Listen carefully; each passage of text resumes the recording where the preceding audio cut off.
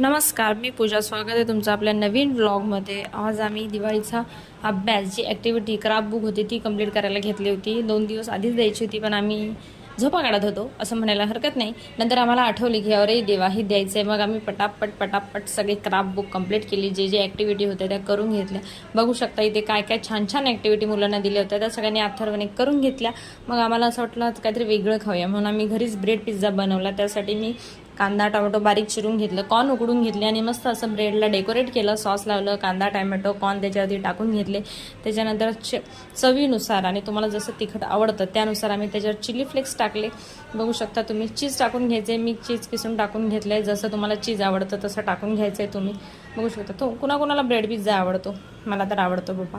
Yes, मग याच्यावरती नंतर चिली फ्लेक्स टाकून घेतलं आहे. तुम्हाला जसं तिखट हवं असेल तेवढंच प्रमाणात चिली फ्लेक्स टाकून घ्यायचं आहे. आणि नंतर पॅनवरती मस्त गरम करायचं आहे. गरम करून झाल्यानंतर मस्त एन्जॉय करायचं आहे ब्रेड पिझ्झा. बघू शकता इथे डेकोरेटिव्ह ब्रेड पिझ्झा रेडी आहे. तर त्याला आपण पॅनवरती फ्राय करूया.